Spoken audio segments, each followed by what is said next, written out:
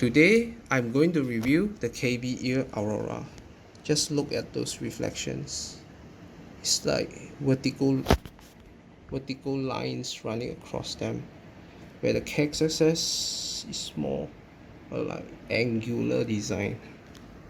Both of them are premium looking and premium feeling. They also weigh quite a little bit, but don't let that worry you, because once you get a proper fit, it won't matter. The weight will just disappear. As you can see, the KXXS is definitely a little bit smaller. The nozzle is a little bit shorter, while the Aurora has a longer nozzle and a bigger body.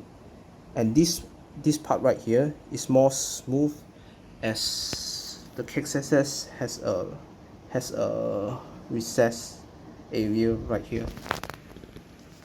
All this means is Aurora will fit more people, but for people that can fit them, the KXXS might be more comfortable by a small margin maybe. It depends on people.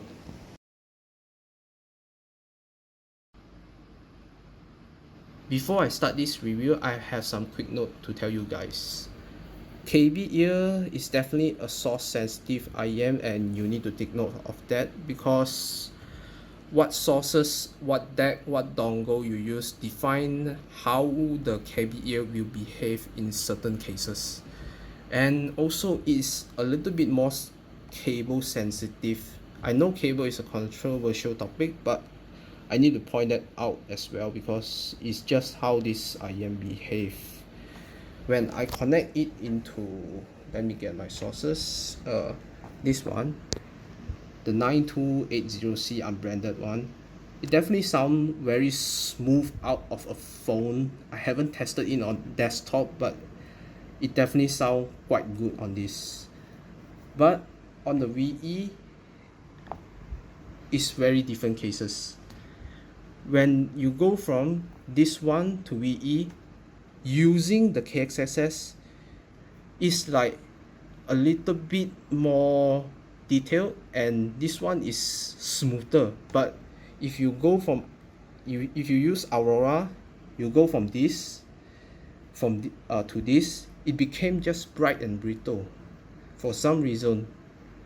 And the deck we will be using today is this one, the Kbear FC3, as I think this one has the potential to sound the best out of the bunch.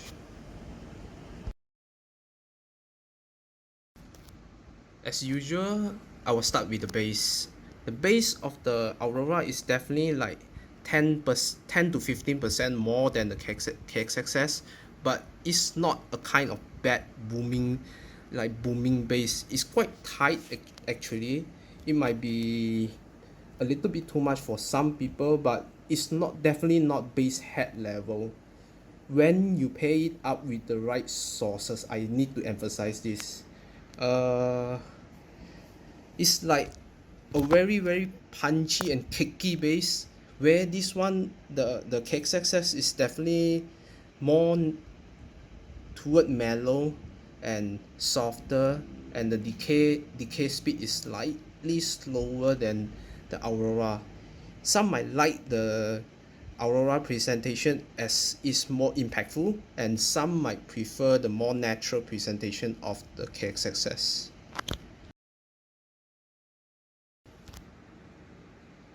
I'll be talking about the mid-range for the Kbear Aurora.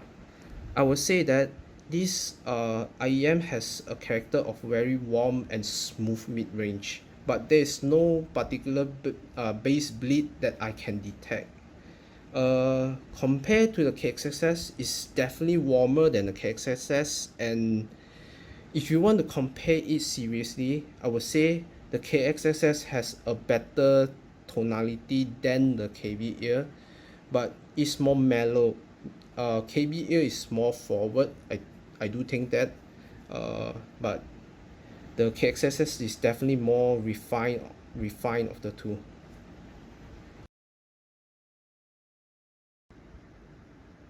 The treble. The treble is definitely the weakest part of the Kbear Aurora. I will not go as far as saying it bad, but it's definitely not good for the price. Compared to the KXXS, however, the KXXS just sound smooth across the entire range, with maybe slight added brightness at the 12K region. Most people are going to be fine with this. For the Kbear Aurora, however, I noticed there's 2 peak and 1 dip. The peak is not really severe, but it's definitely audible. The first peak is at 5 to 6 kilohertz region, somewhere along those lines. How it sounds like is like you take some grain, you add it back to the already smooth mid-range, and the mid-range start to sound a little bit artificial. Once you notice this, that's definitely it will definitely be there. The next peak is the infamous 8 kilohertz peak. Many will say this is a resonant peak, but in this case, it's audible here. It's like trying to highlight the micro detail to you, not bringing more micro detail out from the mix, but it's trying to highlight the micro detail and bring it to you, not necessarily more. Some people might consider this as treble excitement added to the IEM, but I don't really prefer this kind of peaks.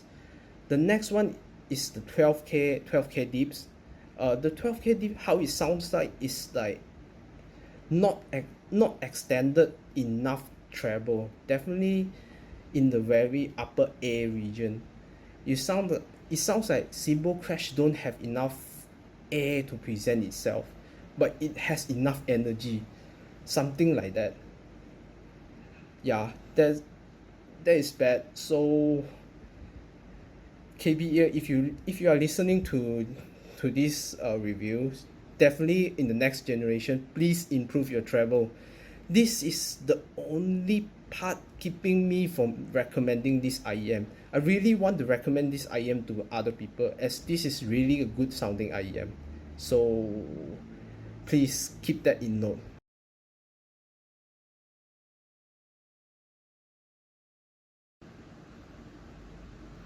Technicalities. What I like about the Kbear Aurora is its speed in delivery. KXXS always has this slight hint of congestion in very busy tracks.